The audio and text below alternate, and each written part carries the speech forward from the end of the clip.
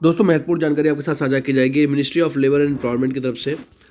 लोकसभा में है और यहाँ पर आप देख सकते हैं अनस्टार्टेड क्वेश्चन है 2347 टू बी आंसर्ड ऑन 18/12/2023 को ये आंसर किया गया है। इसमें मैटर जो है इंक्रीज ऑफ पेंशन है। यहाँ पर आप साफ साफ देख सकते हैं, यहाँ पर आप देखें इंक्रीज ऑफ पेंशन है। श्री रामदास जी हैं जो कि इन्होंने मिनिस्टर थे। इनसे पूछा गया था will the minister of labour and employment be please to state, question है whether the retired employee have constituted a national organization and demanding increased pension of several years for the several years.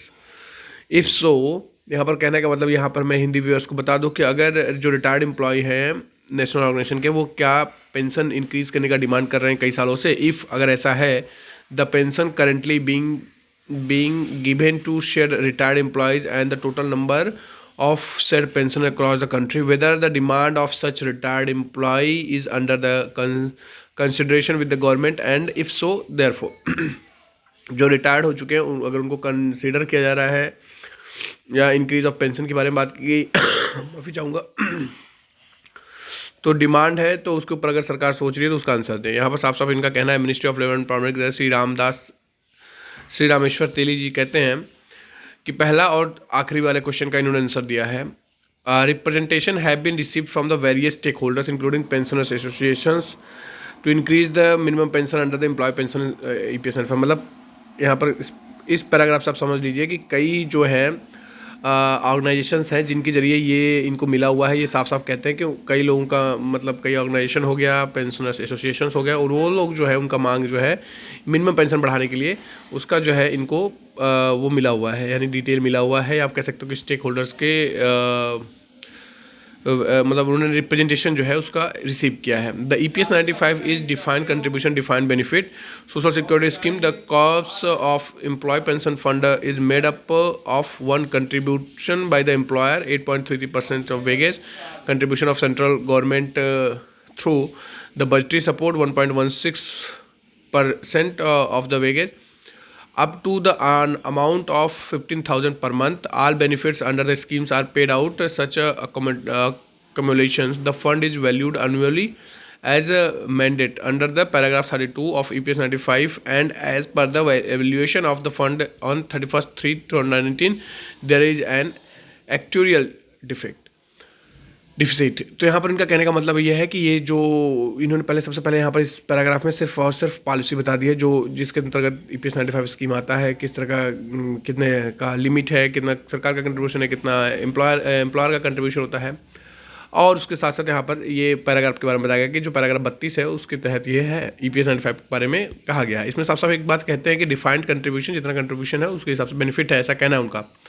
Amount of the members' pension under the schemes are determined taking into account the pensionable period of service and pensionable service as per the follow। उन्होंने एक formula भी बता दिया जो formula आप सभी को पता है, मैंने कई वीडियोस में इसके बारे में चर्चा की है। जब पेंशनेबल सर्विस हो गया मल्टीप्लाइड बाई सैलरी जो है लास्ट सैलरी उनकी होती है उसको डिवाइड करते हैं 70 से, उसके बाद जो अमाउंट आता है वो पेंशन होता है। ये इतनी तक चीज़ें की बात आप सभी को पहले भी पता है, ये सब चीज़ें जनरल हैं।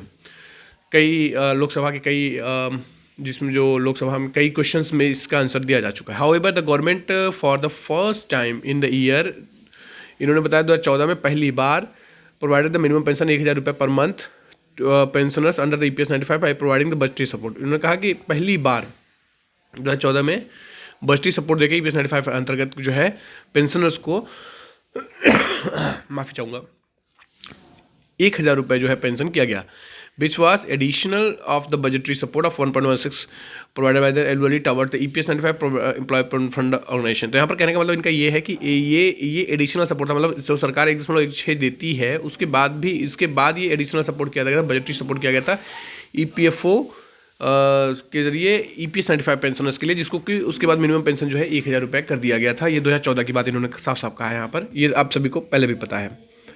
अब आगे बढ़ते हैं तो इसमें आता है कि in the financial year 2022-23 pension has been disbursed to 49,54,490, यानी 49,54,490 members pensioners under EPS 95। The amounting ये है, आप देख सकते हैं, मतलब 10,361.34 करोड़ रुपए ये है। ये लोकसभा से अपडेट निकल के आया है जिसमें इन्होंने साफ साफ बताया है कि क्या सिचुएशन है। हालांकि इसमें बात करें इंक्रीज़ की पेंशन बढ़ेगा कि नहीं बढ़ेगा, तो लोकसभा में इस तरह का कोई भी जवाब रामेश्वर तेली जी ने नहीं दिया है। उन्होंने साफ साफ पेंशन की करंट सिचुएशन को स्पष्ट रूप से बताया है, जो कि आप देख पा रहे हो। आप चाहें तो इसको पॉज करके भी पढ़ सकते हैं, या फिर आप जो है socialbuku.co की वेबसाइट से जाके वहाँ से भी ये ले सकते हैं, PDF ले सकते हैं। PDF अगर आपको चाहिए तो आप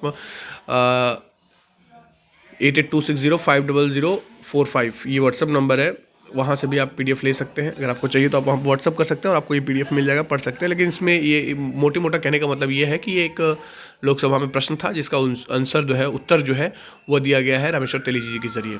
मैं आशा करता हूँ दोस्तों जानकारी आपको पसंद आई होगी। आपके कोई राय होंगे ज़रूर कमेंट में दीजिएगा और इसको ज़्यादा से ज़्यादा लोगों तक शेयर करिएगा। मुलाकात करते हैं आपसे नई जानकारी के साथ। अपने इस दोस्त को इजाज़त दीजिए। अपना बहुत ख्याल रखिए। आप सभी का बहुत बहुत शुक्रिया।